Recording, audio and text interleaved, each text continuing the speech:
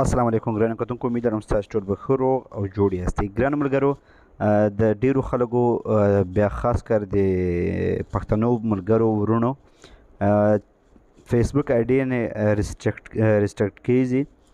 د دې وجه اکثر د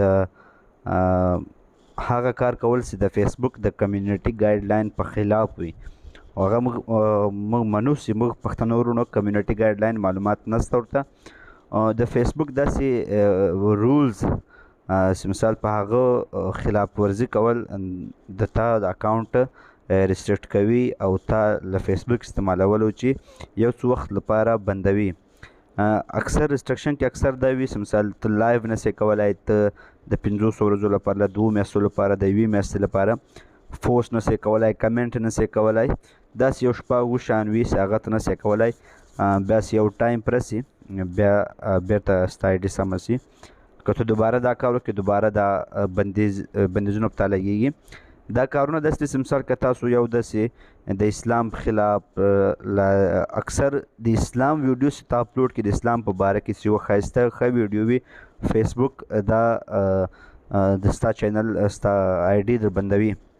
اکثره زما له ملګرو سره داسې شوي دي چې مثال دی د اسلامي معلوماتو ویډیو ورکړی، د دوی آی ډي ریسټرکټ شوی ده، د یوه چا په خلاف ویډیو ورکړې ده نو ریسټرکټ شوی ده. صحیح ده. نو د ده حل چې دغه رسم مثال که ستا آی ډي ریسټرکټ شوی حل یې دغه رسم مثال ته به فیسبوک ته لاړ شي، خپل پروفایل ته به لاړ شي. صحیح ده.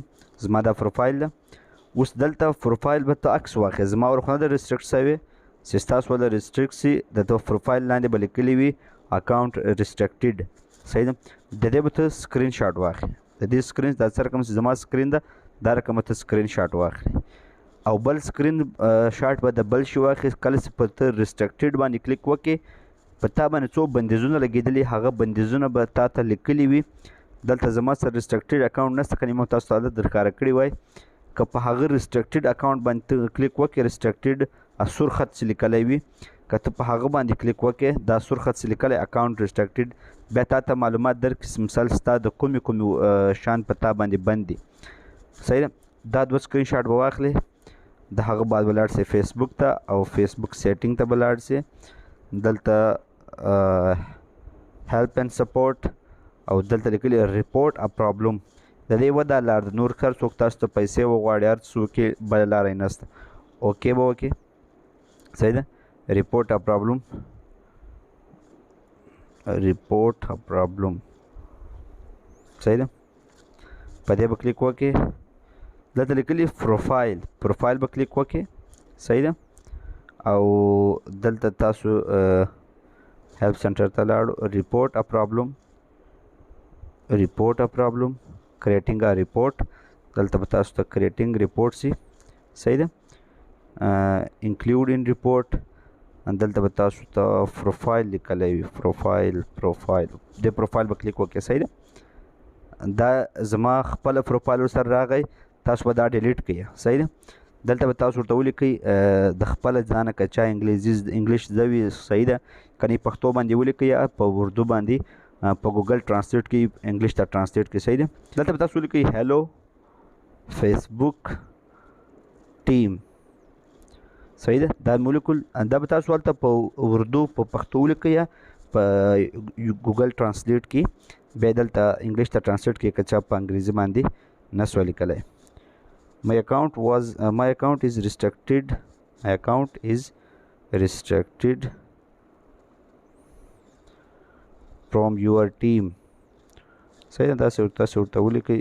هغه سکرین شاټ لازمي د سکرین شاټ هم ورسره ولګو with mistakes. مثال ما اکاونټ تاسو چې په غلطي باندې ریسټرکټ شوی ده،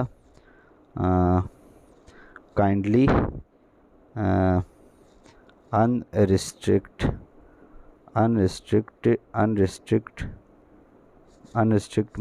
unrestricted my account.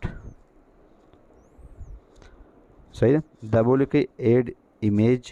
هغه ایمیجونه به تاسو سره سلیکټ کړئ یا 2 ایمیجونه. صحیح ده. هغه 2 ایمیجونه تاسو سره سلیکټ کړئ. دلته بیا به تاسو په دې باندې کلیک وکړئ. اسکه کوم بټن چې تاسو وینئ ده دې باندې کلیک وکړئ. دا اکاونټ به دا به ستاسو فیسبوک ټیم ته ورسي او په یوه ورځ کې به 2 ورځې کې به تاسو ته ری اپلای راسي. چې مثال ستاسو اکاونټ موږ بیرته سمو که نه سمو که یو څه ډېر خاص مشکل و بیا مشکل له سم شي، خو که لږ مشکل و بیا دې بیرته سموي. صحیح ده. دغه طریقه ده، بله هېڅ طریقه هم نشته. نو ګرانو ملګرو کوم ویډیو ښې ملګرو سره یې خامخا شیر کړئ. د ډېرو خلکو دغه مشکل ده په ایډیو کې، نو د هر چا به مشکل حل شي. ډېر مننه. الله په امان.